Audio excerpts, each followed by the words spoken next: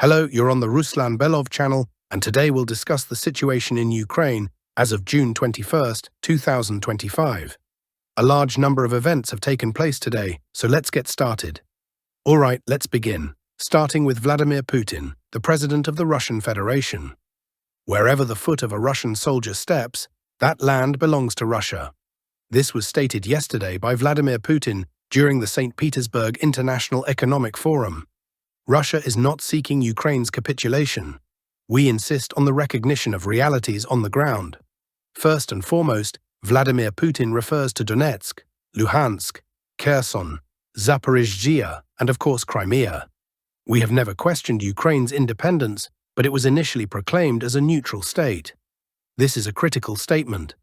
I remind you that after the collapse of the Soviet Union in 1991, almost all newly independent countries, without exception, declared themselves neutral and non-aligned. Today we see that this situation has changed, and Ukraine has chosen to join both NATO and the European Union. Russians and Ukrainians are one people, and in that sense, all of Ukraine is ours. At every stage, we proposed stopping hostilities and moving to negotiations. The Russian army is advancing on all fronts daily. The armed forces of Ukraine have lost 76,000 troops in the Kursk region. This is a catastrophe for them. Kiev itself provoked the escalation with a strike on the Kursk region. Now, the contact line has expanded. The Russian president is primarily speaking about the creation of a buffer zone already within Sumy region. The capture of Sumy is not ruled out, but that is not currently the objective. Again, it is primarily about establishing a buffer and security zone along the border between Russia and Ukraine. Since the promise not to expand, NATO has undergone 6 waves of enlargement. Ignoring Russia's interests in the alliance's expansion is a relic of neo-colonial policy. These were some of the key statements made by the president of Russia, and we can see, once again, that despite everything currently happening in Ukraine, despite the intensity of the fighting and the beginning of the summer Russian offensive, the Russian Federation still calls on Kiev to begin negotiations and to accept the new reality. These are extremely important conditions set by the Russian president for resolving the conflict across Ukraine. Throughout the night, the Russian army carried out massive drone and missile strikes on the oil refinery in the city of Kremenchuk. There are numerous comments, videos, and footage circulating that show the situation on the ground from different angles. Reports suggest that during the night, at least 50 drone strikes and just as many explosions were recorded. And later, closer to the morning of June 21st, this map was published, showing the approximate flight paths of drones, cruise missiles, Kalibr-type missiles, ballistic missiles, and likely hypersonic missiles. One interesting detail to note is that the strikes were not limited to Kremenchuk. According to the map, some drones were heading toward Kiev, others toward the city of Odessa. Apparently, these were diversionary maneuvers to distract Ukrainian air defenses from Kiev and Odessa. Meanwhile, the main, possibly unexpected lightning-fast strike was directed at Kremenchuk. We can even observe how Russian drones sharply changed direction southward, approaching the border with Chernihiv region. It seems the drones were flying toward Kiev, possibly spotted by Ukrainian sources, and then suddenly veered south to strike Kremenchuk. Now let's move on to active offensive operations, starting with the Konstantinovka sector. Over the past 24 hours, the armed forces of the Russian Federation significantly improved their positions west of the settlement of Yablonka and on its western outskirts. Just yesterday, we discussed the footage published by the Russian side, showing the fighting for the southwestern part of Yablonka. In that footage, we see Russian motorized units entering the settlement, traversing nearly the entire southwestern section, deploying airborne troops, and clearing specific civilian infrastructure. The episode you saw occurred precisely in this area, and in the final seconds of the footage, we could see Russian equipment beginning an assault toward Yablonivka's southwest from the south. This included the crossing of anti-tank ditches in the southern and southwestern parts. Yesterday, these advances were marked accordingly. Today, those maps have been updated with additional data from both neutral and pro-Ukrainian cartographers. Neutral sources assert that Russian units not only cleared the southwest, but took full control of Yablonivka's western part. Updated maps reflect this. We haven't yet received footage from objective surveillance to fully confirm this advance. However, honestly speaking, there's little doubt. The Russian army appears to have completed the clearing of the western part, and heavy fighting is now underway in the central area. This is also confirmed by some pro-Ukrainian cartographers and sources with connections on the ground. They report that Ukrainian forces have completely lost the western part of Yablonka, and intense fighting is ongoing in the central sector. Ukrainian sources also suggest that the central part of the settlement may soon fall under Russian control. The central part of Yablonka refers roughly to this area. Active combat is ongoing there now. Some very interesting map updates have also been made by pro-Ukrainian cartographic services. This is the image they published today, and according to them, the Russian armed forces managed to take full control of another company-level strongpoint along the M32 highway. We're talking about this strongpoint. We can see that a large number of such positions are now under Russian control, and only 4 strongholds remain under Ukrainian control north of Yablonka. This means at least 60 to 70% of the road has already been secured by Russian units. Overall, we're now entering the final phase of the battle for Yablonka, for Alexander Kaliniv, and for the entire Kliban bike pocket. It appears that this battle will ultimately result in either a full encirclement or operational encirclement of Ukrainian units currently positioned along the Kryvyi Torets River and the railway line between Novorodsk and the town of Kostyantinivka. We are talking about a possible encirclement of Ukrainian units currently located in this area. Next, we move toward the N32 highway. There is also a lot of interesting news coming in. Pro-Ukrainian analysts report that the Russian army has launched a new offensive in this sector using fresh forces. It's possible that the strikes on the Kremenchuk oil refinery are connected to this offensive, with Russia not merely trying to improve its positions, but aiming to wedge itself between the Pokrovsk agglomeration and the Konstantinovka agglomeration. Based on the updates we're receiving, it appears that the Russian army is attempting to take control of all these territories and settlements. First and foremost, we're talking about Popov Yar, Poltavka, Rusin Yar, Sofiivka, Shakov, Vladimirovka, Pankeevka, Mayak, Novotoretsk, Myrna, and of course Mykolaiivka. Russian forces are actively advancing here, and some cartographers have already begun updating their maps accordingly. Neutral cartographers report that Russian units have advanced westward from Koptiev and approached the anti-tank ditch that is practically at the perimeter of the settlement of Razin. These neutral sources also report active reconnaissance in the area in preparation for a possible offensive in the near future. Similar reconnaissance is taking place west of Myrna.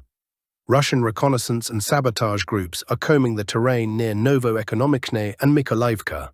Based on this, it seems highly likely that the Russian army will soon assault this small suburb of the Pokrovsk agglomeration, Novoekonomichne and Mykolaiivka, which could lead to a total collapse of the Ukrainian armed forces' defense in this sector. I'd also like to draw your attention to what we discussed yesterday. We focused heavily on this section of the front. As a reminder, we recorded the destruction of several key logistical bridges in this area, located between Novoekonomichne and Druzhkivka, which is part of the Konstantinovka agglomeration. In this footage, we see bridges being blown up one after another. Later, we received not only video confirmation of the explosions, but also footage showing the aftermath. In one video, a local resident films one of the bridges destroyed by a Russian Jaran UAV strike. All of this is happening along the axis of the main Russian advance.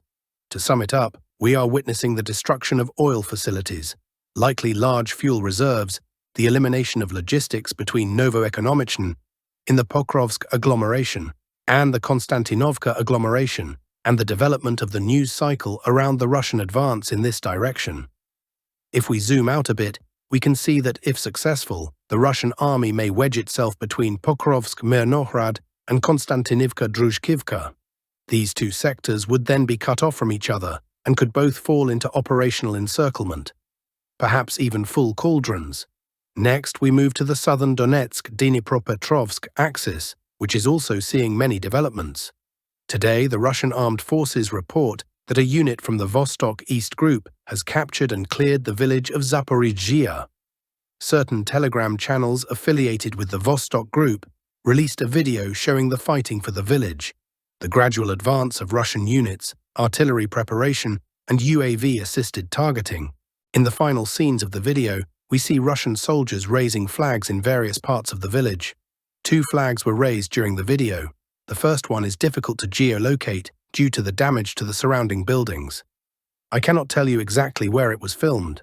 However, the second flag, raised by 3 Russian soldiers, was successfully geolocated. If we look at the map, this flag was hoisted at the very beginning of Centralna Street, right at the entrance to the settlement of Zaporizhzhia. Once again, the Russian Ministry of Defense has confirmed the clearing of Zaporizhzhia, and we have objective surveillance footage to support it.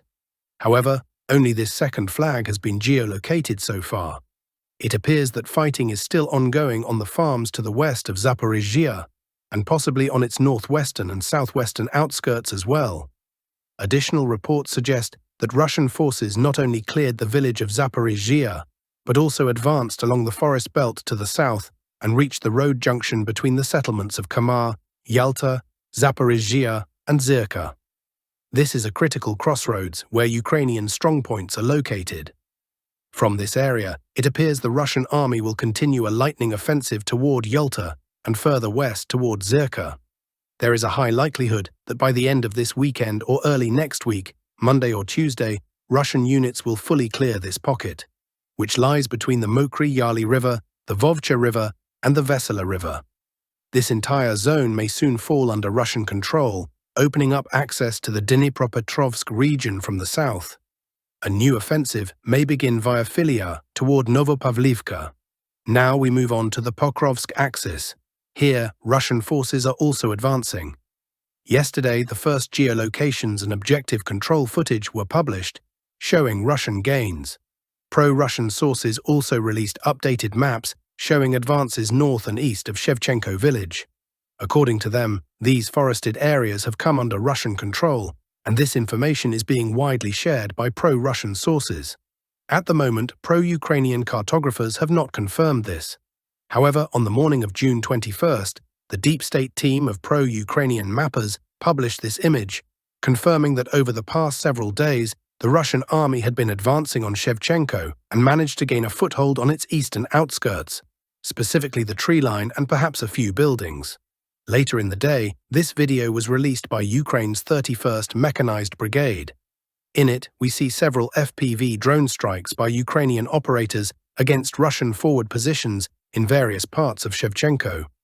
3 geolocations were confirmed. One strike hit the far western edge of Pushkin Street, another hit the central part, and the third struck the eastern part.